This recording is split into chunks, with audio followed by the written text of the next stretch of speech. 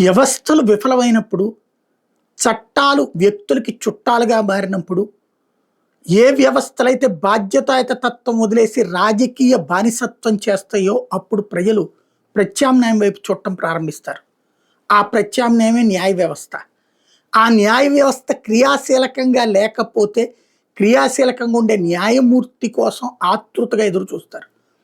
జగన్ హయాంలో social media పోస్టులకు సంబంధించినటువంటి కేసులు పెట్టి వేధిస్తున్నటువంటి సందర్భంలో భట్టు దేవానంద్ గారు నిలదీసినటువంటి అంశం.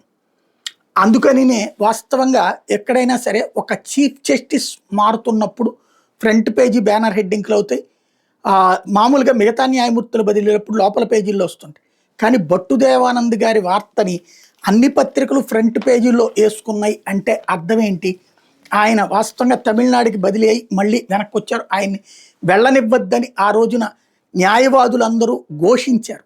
అంటే మానవ హక్కులు, పౌర హక్కుల విషయంలో ఆయన చాలా బాధ్యతాయుతమైనటువంటి నిర్ణయాలు తీసుకున్నారు. పోలీసు అధికారులు మందలించిన సందర్భాలు ఉన్నాయి, తీర్పులు ఇచ్చిన సందర్భాలు ఉన్నాయి. ఇవాళ నిజంగా ఆంధ్రప్రదేశ్కి అవసరం. న్యాయ వ్యవస్థ దగ్గరికి పరుగులు పెడుతుంటే నిదానం అంటే గనక ఒక వ్యక్తి హక్కు ఈరోజు కాలరాసిపోయినట్టే.